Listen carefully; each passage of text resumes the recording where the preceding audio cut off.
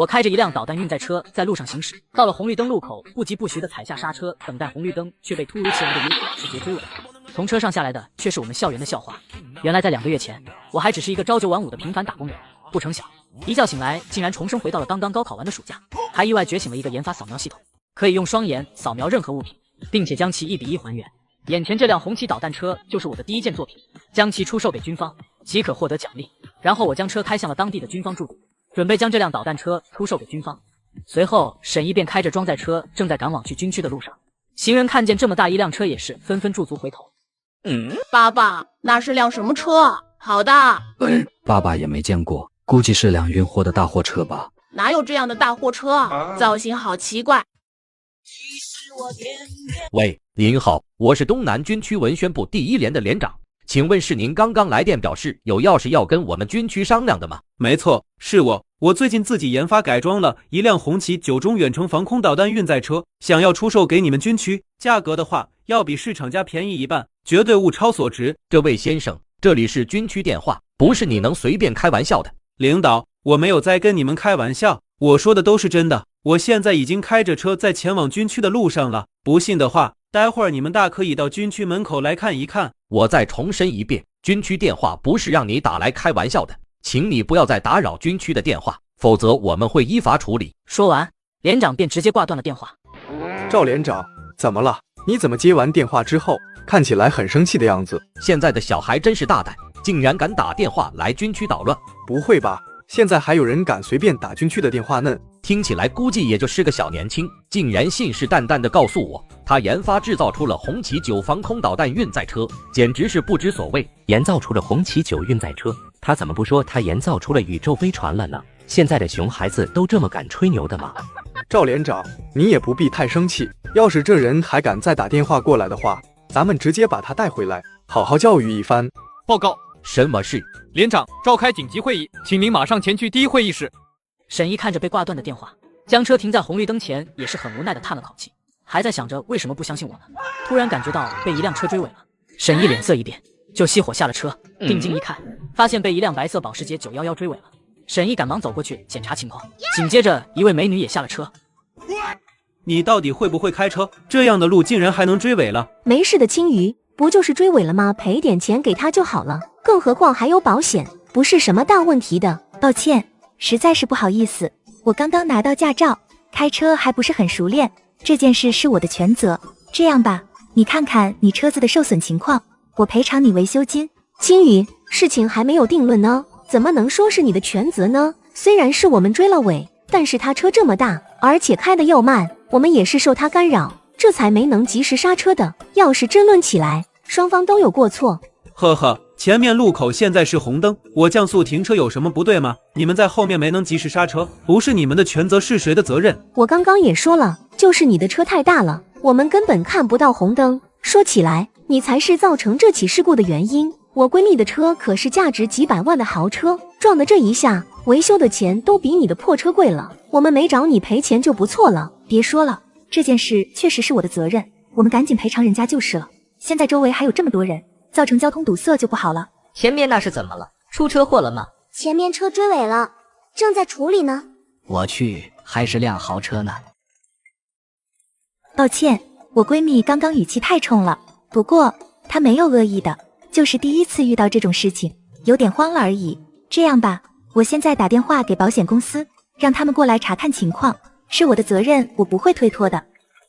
喂，你好，苏小姐，这里是安平保险，请问您有什么需要？你好，我的车刚刚追尾了，需要你们过来一下。追尾？请问您追尾的是什么车？你的车是什么车？叫什么名字？红旗9。是红旗9。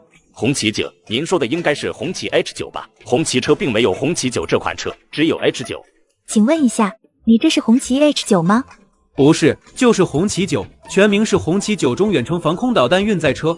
他说是红旗9中远程防空导弹运载车。苏小姐，您确定没有在跟我开玩笑吗？您刚刚所说的车，我虽然不太懂，但应该是部队的车吧？一般在马路上可是遇不到的。我没有在开玩笑，他确实是这么说的。苏小姐，您真的确定吗？麻烦您再问问。请问你刚刚说你的车是红旗9中远程防空导弹运载车，没错吧？你确定吗？没错。他说没错。好的，您稍等，我们马上就带人到现场查看。我觉醒研发系统，制造出导弹车，在路上被豪车追尾，下车发现竟是学校校花。红旗9中远程防空导弹运载车，开什么玩笑呢？追尾追出脑震荡了吧？经理，你刚刚说什么防空导弹，还什么运载车？咱们公司开拓新业务了吗？连这种车都保了啊？哼，什么新业务？是出事故了，正好你们几个看起来也没事，跟我一起去现场。经理，我们快点，别墨迹。说完，保险经理便带着几个员工一起出发，离开办公室，前往事故现场。在等待保险公司到来的这段时间，马路边的行人们看着现场也是议论纷纷。前面的那辆车到底是辆什么车啊？不知道啊，看起来确实不太像一般的运货车。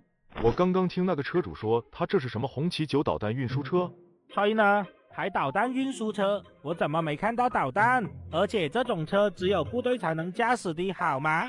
没错，而且还得是火箭军才行，一般的部队根本就没有。我看这小伙子八成就是在吹牛，一般人怎么可能有资格驾驶这种车？就是这种车上路肯定会配备大批士兵的，真是吹牛都不打草稿的。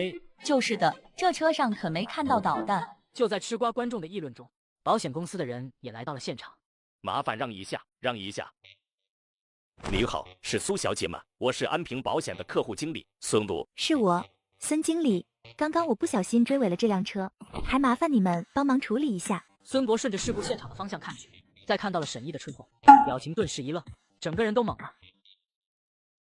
这位帅哥，你是这辆车的车主是吗？没错。您的车子有保险吗？是哪家保险公司的？您可以跟他们联系一下，我们一起来处理这件事。我的车没有保险。没有保险，苏小姐，对方没有保险，这样的话咱们只能赔钱了事了。可以，没问题。这位先生，既然您没有保险，那我们就直接赔偿您的维修金好了。您也看到了，我们的车也损伤严重，暂时不管谁是责任吧。您这辆车损伤看起来也不大，这样好吧，赔偿您1000块，您看可以吗？1000块？你在开什么玩笑吗？我这辆车后方的车体材料，还有被撞损的后方的起升架，都不是一般的材料，还有后尾灯以及地部链接枢纽都被撞损了，这些加起来最起码得300万起步。什么300万？这位小帅哥，你不是在跟我开玩笑吧？300万？你的车都不值300万，肯定是看人家开的保时捷，坐地起价吧？我说的是认真的，我这辆车可是红旗9中远程防空导弹运载车，要你300万已经很客气了。围观的人群也忍不住指指点点起来，认为沈毅在讹钱。陈梦也是这样认为的，随后大步向前就开始怒斥：我看你根本就是个故意碰瓷的，一辆破货车不就是被追了下尾，竟然敢要300万，还自称是导弹车，你怎么不说自己开的是宇宙飞船啊？你简直就是在敲诈！我敲诈？不信可以请专业人士来鉴定，我这辆车跟你要这个价过不过分？要不这样吧，我们青雨跟这种人还有什么好说的？我看就应该在网上曝光他，让所有人都看看他的嘴脸。说着，陈梦便拿出手机打开了直播，将手机镜头对准了沈毅，并对直播间说道：大家都来看看，大马路上有人开着宇宙飞船来碰瓷了啊！把手机拿开，我再说一遍，我没有碰瓷，麻烦你对你的言行负点责任，而且这辆车不要乱拍，小心泄露机密。苏青雨也向前去扯了扯陈梦的胳膊，让他把镜头移开。在3人纠缠的过程中，孙博出言说道：好了，这种事情咱们私下解决就好，没必要闹到网上。要不这样吧，咱们还是直接报警吧，让警察过来鉴定。干，追了一下尾就要300万的赔偿金，闹呢？Tina， 他明明可以直接去抢的，还特意让你撞了下他的车。笑死，就这破车，30万都不到，被追了下尾，竟然要300万。小伙子人长得这么周正，干点什么不好，非要碰瓷？300万，好家伙！我给我爷爷上坟的时候都不敢烧这么多，这不就是摆明碰瓷的吗？直接等交警来处理就好，不用跟他废话。就是一辆破货车，竟然还说这是导弹车，逗我呢。随后10几分钟过去，响起一阵由远及近的警笛声，很快，警车停在了众人跟前。我觉醒了系统，制造了一辆导弹车，却被校花追尾，我索要300万赔偿，但所有人都认为我在敲诈。10几分钟后，一阵由远及近的警笛声响起，很快，警车停在了跟前，从车上下来2名交警，走向事故现场。你们好，我们是延津市第1交警大队3中队，是你们报的警吗？交警叔叔，你们可算来了，这个人故意碰瓷，你们可千万不能放过他。你别在这心口雌黄，是你们追尾了我的车，我只不过是要求你们照价赔偿而已，哪里来的碰瓷？那你要求的赔偿金额是多少？不多不少，300万而已。多少？300万？你这不是碰瓷是什么？听到了没？警察叔叔都说你在碰瓷了。交警同志，实不相瞒，我这辆车并非普通车，而是红旗9中远程防空导弹运载车，所用的材料非同一般，被撞损的部位虽然不大，但一些精密设备有一定程度的损坏，要是修复起来，最起码也得300万。说实话，童叟无欺。听到沈毅的话，交警也是沉默思考了一会。这位小兄弟，你不是在逗我们吧？导弹运载车，你知道导弹运载车是什么吗？我自己的车，我当然知道了。那你知道导弹运载车只有火箭军才能驾驶吗？一般人根本是不可能开着这种车上路的。我知道，这辆车就是我自己造的，所以我才会开着它上路。呵呵，自己造的车，你怎么不说这大马路都是你造的啊？撒谎好歹也打个草稿吧。你这好了，小梦，别说了。这位小兄弟，现在交警也来了，结果你也听到了，就连交警同志也不认为你这是导弹车。如果你还是继续认定你这是导弹车，要求索赔300万的话，那么我们保险公司是不会理赔的，甚至我们也只能走司法程序了。现在交警叔叔都说这不是导弹车，可见对方根本就是在故意碰瓷。呵呵，既然是碰瓷，保险公司自然没必要理赔。这是想钱想疯了吧？真特么的给我们燕京丢人！看人家开的是豪车，就借机狮子大开口呗，这人也是有够恶心的。小姐姐真是晦气，出门遇见这种人，跟这种人还废话什么？直接让交警把他带走不就得了？对，故意碰瓷讹人，抓起来教育教育，理所应当。你去拍照记录现场情况和痕迹，然后将2辆车都拖回交警队。你们几个跟我们回交警队一趟吧，到时候再好好分析详细情况，别在这影响通行。根据我们交警队刚刚的鉴定，你的车子虽然被追尾了，但损伤并不大，反倒是这位苏小姐的车损伤比较惨。不过从现场痕迹和行车记录仪来看，是这位苏小姐的全责，所以她理应赔偿你的维修金。对此你们有异议吗？我没有意见。小伙子，你那辆车我虽然没看出来是什么车，但是这种类型的车被撞的也不重，再怎么也不至于要300万呢。我们交警队也是执法部门，听叔一句劝，你就让小姑娘按照市场价赔你就是了，别再漫天要价了。听到没有？这里可是交警队，你可别想再碰瓷了。好了，小梦，直播关了吧，毕竟现在在交警队。小伙子，事到如今，你也就别死咬着不松口了。再僵持下去，对你没什么好处，更何况现在人家开着直播呢，到时候你要是被网暴了，我们可帮不了你啊。听叔的话，你们私聊赔偿一下得了。此时的直播间也是骂声一片。人都在交警队了，还敢继续碰瓷，头过铁的，还赔钱给他，故意碰瓷，小姐姐完全可以告他的。对，没错，我们这些人都是人证，这种垃圾不能这么轻易放过他。太恶心了，看人家小姑娘好欺负，故意要钱，这种人绝对不能放过他。网暴怎么了？这种人被网暴也是活该。没错，他要是不被网暴，今天在座的各位都有责任。既然你们不认可赔偿，那我也就不客气了。刚刚跟你们要300万，完全是看你们2个是小姑娘，而且应该是新手上路，不想跟你们太计较，所以折中了赔损价格。但现在既然你们死皮赖脸不认账，那我也没什么好说的了，就按原价赔偿吧，500万，1分都不能少。众人听完也是一脸懵逼，苏青雨也是顿时一愣，陈梦拿着手机也是咬牙切齿。500万，你有毛病吧？还说不是在故意讹钱？500万，别说500万了，就你那辆破车，50万都卖不上，现在被撞了那么一下就要500万，你是想钱想疯了吧？实话跟你说吧，我这辆车如果放在军工厂，正常造价的话最少5000万，如果搭配各项尖端技术，其价值上亿都不止。现在被你们撞坏了，要你们500万别嫌贵，已经很便宜你们了。呵，造价上亿，你骗鬼呢吧？嘎，今天我就让网友们好好看看，就你那辆破车，到底哪里能值得上1个亿？说着，陈梦便直接走出了大厅，直奔院子里停着的大卡车而去，并拿手机全方位的拍摄起来。沈毅见此情形，也是紧跟出去，嘴里还在说道：“好，让你们赔个心服口服。”苏青瑜还有几个交警面面相觑一番，最后只能匆匆跟了出去。院子里宽阔的平地上，停着沈毅和苏青雨两人的车。在众人的注视下，沈毅径直走到自己的车前，然后微微用力，一把扯下了运在车上盖着的篷布。沈毅指着车，让他们仔细看看车斗内的东西。众人纷纷看去。我操！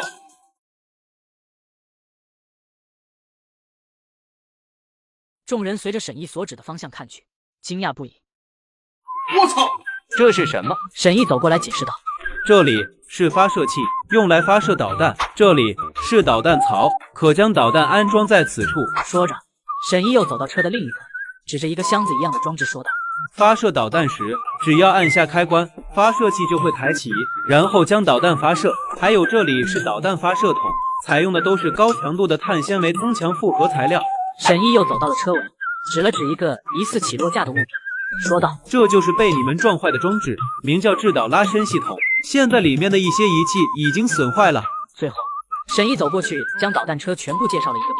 众人听完一脸茫然，愣了好一会，吴瑞警官才回过神，神情有些复杂地说：“小伙子，你这是什么意思？”我的意思就是，我这辆车是真的导弹运载车，造价上亿，所以500万赔偿金1分都少不了。不是我们怀疑你故意撒谎，而是你的说辞实在是让人太难相信。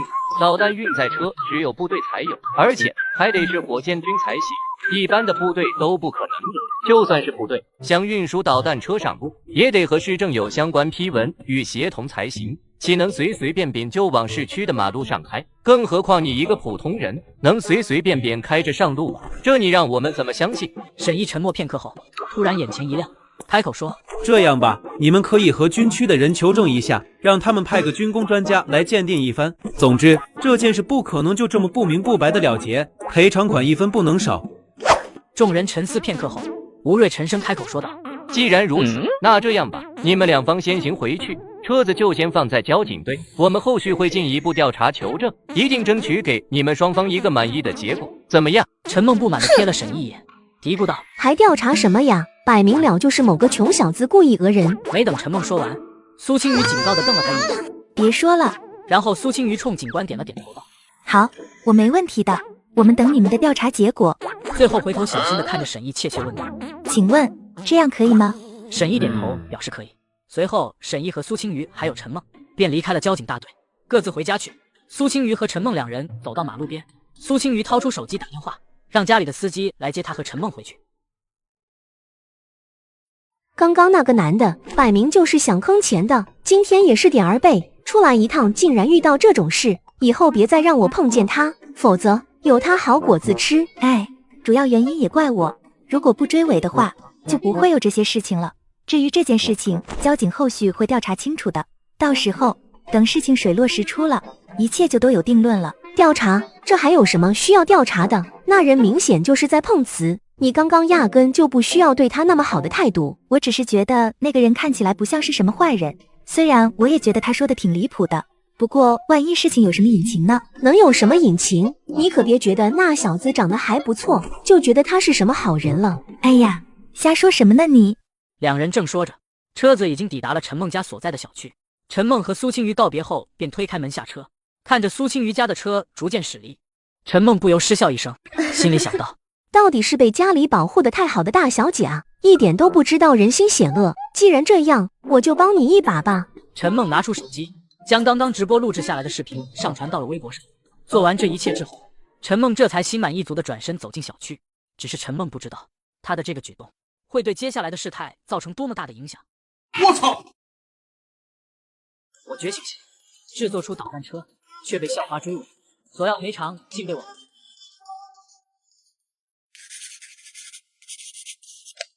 最近着实有点累。李岩拿出手机休息片刻，看到一条新闻被逗笑了。呵呵，导弹车为由碰瓷白富美，但他随手点开一看，却当场一愣。我操！哥，李岩皱了皱眉，有些拿捏不定，便缓缓起身，拿着手机向办公室外走去。另一边，苏青瑜的车子在自家别墅前停下车，苏青瑜直接推开门下车回家。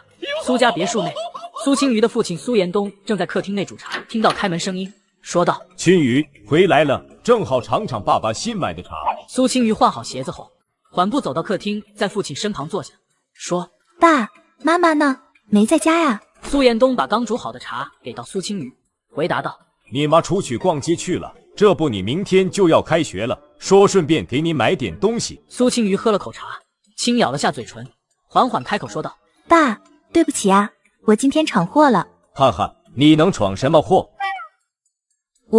我刚刚开车出去，出车祸了。什么？出车祸了？你人没事吧？没事，爸，我没有什么事，也没受伤，就是不小心追尾了前车。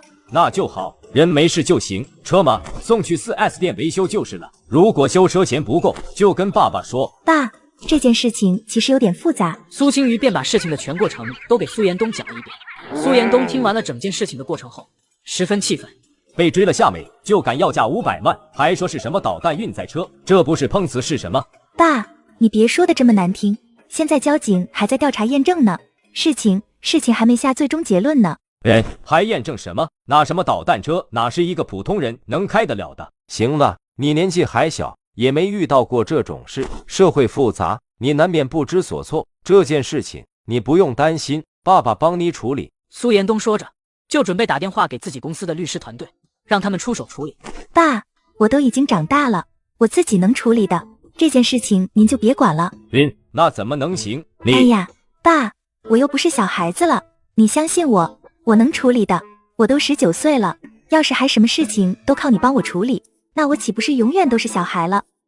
好吧，你长大了，能自己处理事情了。但是万一对方要真的是碰瓷，那么你只管找咱们家的律师团，这种事还是得让他们这些专业的出手。咱们苏家不欺负人，但也不能任由鄙人欺负，一切都让法律来判定是非好坏。好，我知道了。这时，苏青瑜的母亲刚好逛完街回来，一家人一起吃了顿饭，饭后就把苏青瑜送到了燕京大学。苏青瑜刚一回到宿舍，几个舍友都已经回来了，一致要求让他明天一起陪着他们去迎接新生入学。苏青瑜不太想去，但挨不住舍友的请求，最后也只好应下。另一边，从交警大队出来后的沈毅，漫无目的的在路上走着。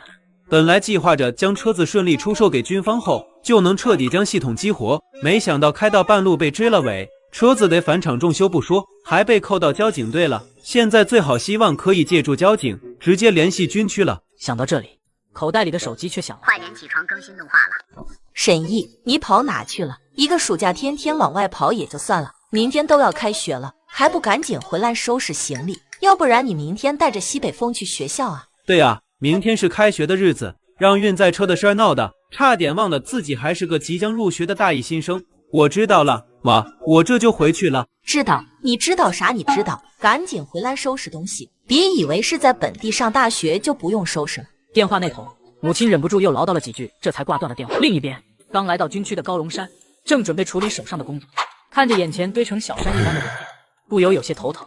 就在此时，办公室的门忽然被人敲响。报告，进来。高将军，今天早上我发现了一段网上的视频，您看一下。网上的视频？这不是导弹运载车吗？我觉醒系统制造出导弹车，被校花追尾后，竟被说成碰瓷白富美。这不是导弹运载车吗？这是怎么回事？导弹车怎么会突然出现在公路上？我也是无意间看到了这条视频，根据视频里的情况，还有几个当事人的对话来看，这辆导弹车是视频里那位少年的车。可按照常理来说，这根本就是不可能的事，就怕是我看走了眼，所以才拿来让您过目。高龙山听完又低下头，仔细地观察起视频中的车辆。高龙山深思片刻后，立刻吩咐李岩召集军区内连长以上所有的高层过来开会。不到半个小时的功夫，一群人来到了会议室，除了在外执行任务，所有连长以上的人员基本都到齐了。此次会议不是发生了什么大事，大家不必太过严肃。说着，高龙山低头把平板电脑中的画面进行投屏，随后一段车祸画面呈现。今天让你们几个过来，主要就是让你们看一看这段视频。只见电脑视频中，一辆白色的跑车发生了追尾。从追尾的部分来看，这辆白色跑车撞上的应该是辆大车。随着镜头缓缓移动，被追尾的车辆逐渐出现在了众人的视线之中。在看清了被撞的车辆之后，在场的几人瞬间一愣。我操！这辆车怎么看起来这么像是导弹运载车？这是怎么回事？导弹车怎么会突然出现在公路上？导弹车只有火箭军才有，就算出现，也会有大批部队人员在采血。看视频中所说，地点就在燕京市。要真是火箭军开着导弹车出现，我们肯定会提前收到消息才是。会不会不是真的导弹车，只是个仿制的模型而已？可导弹车的构造极其复杂，就算是个模型，也不是一般人能够仿造出来的。那到底是怎么一回事？难不成导弹车丢了？对，刚刚在看到视频之后，我也觉得十分的不可思议，所以才找你们过来一同验证一下。现在可以肯定的是，这辆车就算不是真的导弹车，也肯定是高仿的模型。但不管是哪一种，都不是一个普通人能够拥有的。此时，文宣部的赵连长眉心紧皱，盯着屏幕，不知道在想些什么。这样吧，先跟距离我们最近的江北省的火箭军联系一下，看看他们有没有出动过导弹车。李岩，你赶紧跟他们通话。是。于是李岩便拿出手机拨打过去。不久，打给江北省火箭军驻地的电话就接通了。喂，你好，这里是江北省火箭军驻地。你好，我们是燕京军区基地，今天有一件事想要跟你们火箭军确认一下。请说。你们的导弹车是不是丢了？你扯什么犊子呢？导弹车怎么可能丢？有一辆非常像导弹车的车辆出现在了我市公路上，所以特意找你们火箭军求证一下。驻地负责人听完沉默了一会，才开口说道：“在公路上出现了一辆导弹车，你们没搞错吧？”是真的，我们有视频为证。这样吧，我把视频给你们发过去，你们看一下，也顺便帮忙鉴定一下视频里的车究竟是不是导弹车。李岩说着，直接将那段视频通过军网发到了江北省火箭军基地的邮箱内。对方打开视频，看到了燕京军区说的那辆车之后，顿时愣住了。这特么的，竟然还真的像是一辆导弹车。视频里的那辆车确实很像红旗9导弹车，但是没见到实物，我也不能确定。而且这辆车有些部分应该是经过改造的，究竟是真的导弹车还是模型，得见到实物才能鉴定。那这辆车是你们火箭军的吗？不是，这辆车不是我们火箭军的。那就奇了怪了。这视频是在你们燕京的路段上拍的。没错。那就更奇怪了。近期不光我们江北火箭军驻地，其他驻地也没有火箭军前往燕京。而且看视频是一个年轻人驾驶的，要真是导弹车的话，也绝不可能是一个普通人驾驶啊，这不得配备一个火箭班出动才行吗？两人说完也是死活想不通，李岩无奈只能作罢。这件事我们燕京军区会继续调查，届时事情有进展了，我们会跟你们联络的。呵，李岩和火箭军那边结束了通话之后，便将情况悉数转达给高龙山和在座的所有人。也就是说，现在火箭军那边也无法证实，对吧？是的，不过他们也明确表示，这辆车确实很像，所以一时间才难辨真假。李岩的话音落下，办公室内所有人全都一脸懵地愣在了当场。其中一名军官开口道：“所以那辆导弹车并不是火箭军丢失的。”不是，而且近期也没有任何火箭军在燕京活动，他们也表示十分奇怪。办公室内又是一片寂静，所有人全都沉默不语。忽然之间，一直眉头紧皱的文宣部赵连长突然眼睛一闪，脑海中忽地想起了昨天的一道闪电。我最近自己研发改装了一辆红旗9中远程防空导弹运载车。一念及此，赵连长有些犹豫起来，但最终还是站起身说道：“高将军，我有一件事情要跟您汇报。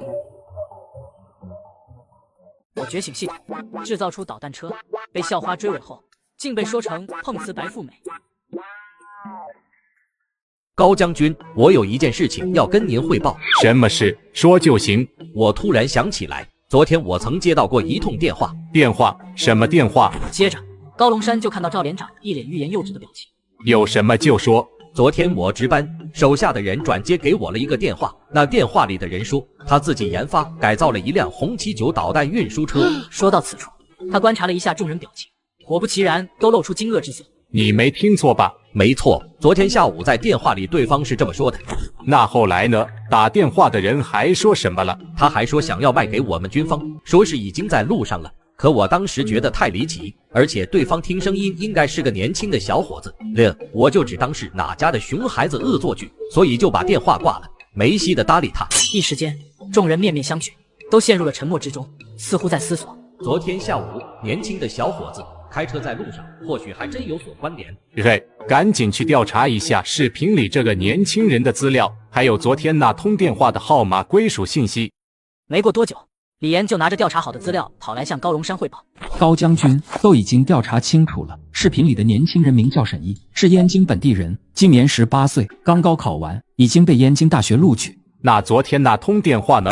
查到了吗？已经查到了，昨天打来军区的那通电话的所有人正是沈毅，他现在人已经去燕京大学报到了。至于那辆导弹车，昨天下午被交警大队拖走了，现在还在交警队里。李岩，你带一队人去交警大队，在那边等着，其余人跟着我一起去燕京大学。我必须得亲自去找这位叫沈毅的学生，当面看看这到底是怎么一回事。嘿，赶紧备车！高龙山一声令下，燕京军区所有高层领导集体出动。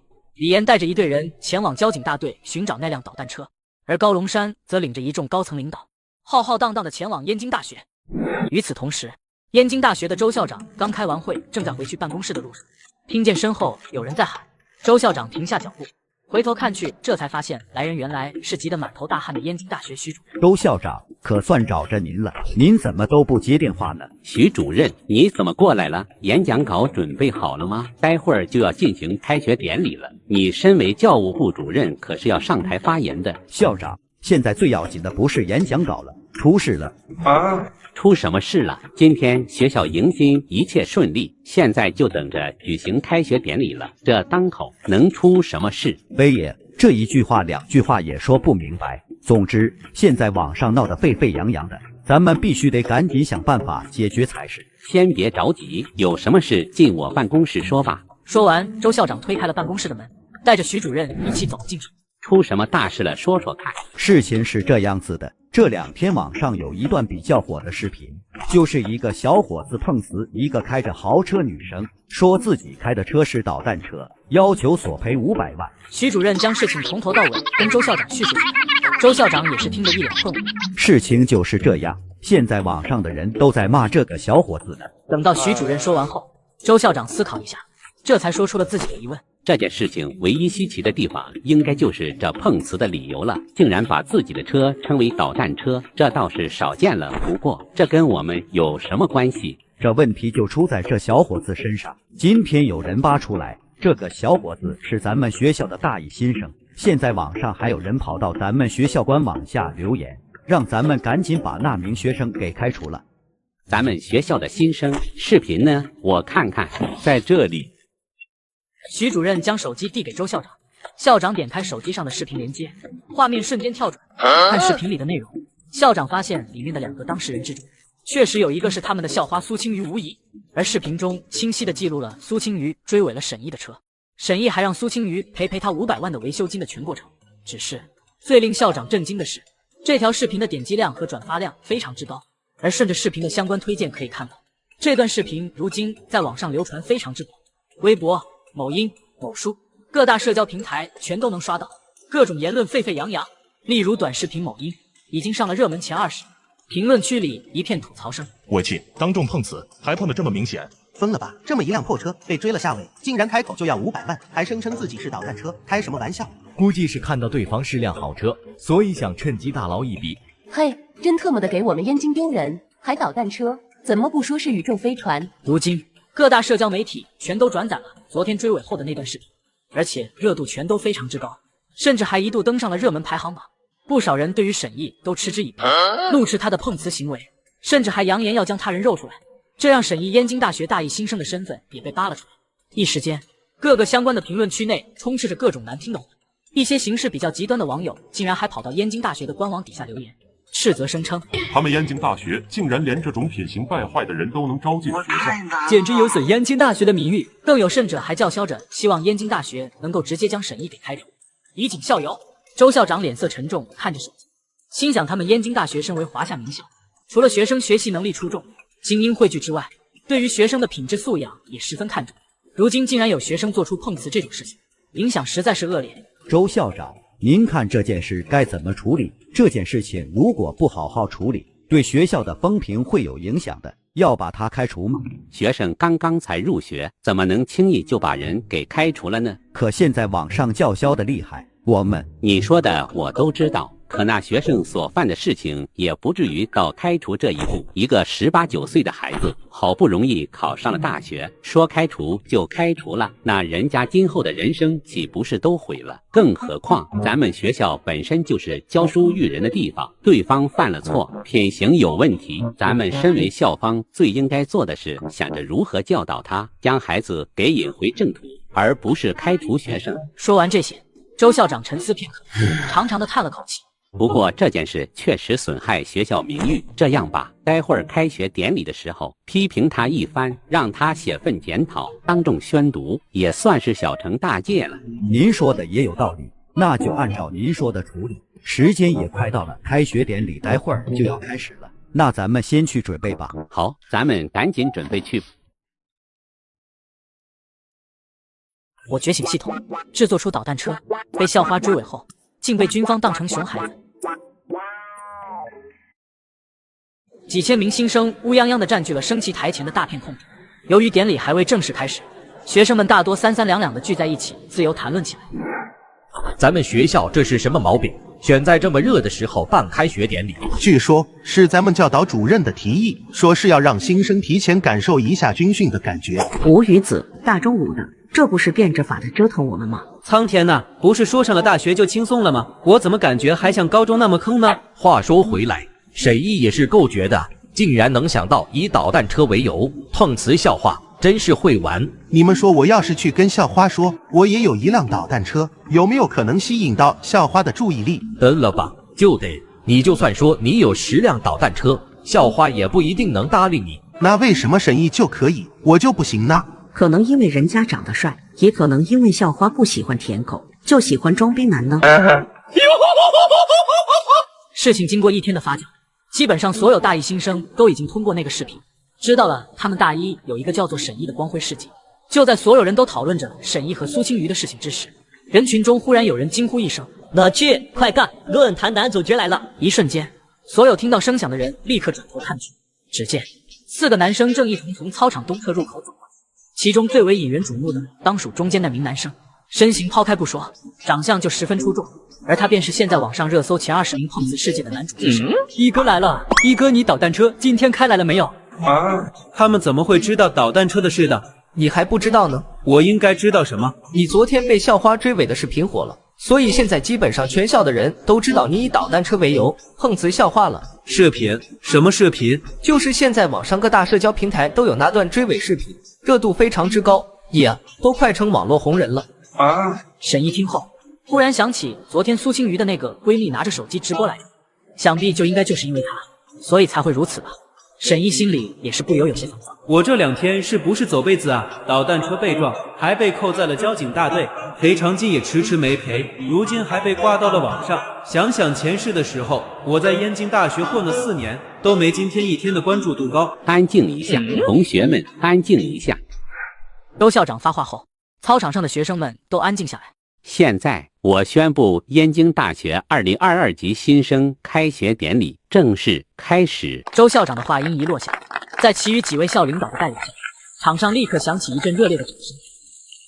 今天我们燕京大学又迎来了一批朝气蓬勃的新面孔，在此我代表学校向在场的新同学表示热烈的欢迎。我们燕京大学历久弥新，有着多年的历史，顶尖的师资力量以及众多优秀的学生。这一届的新生之中，亦是人才辈出。今年一共有17位市级的文科、理科状元报考了我们学校，还有许多各方面能力都十分优秀的学生。相信你们的到来也会为我们燕京大学添上辉煌的一笔。在此，我再次对在场的所有的学生表示热烈的欢迎。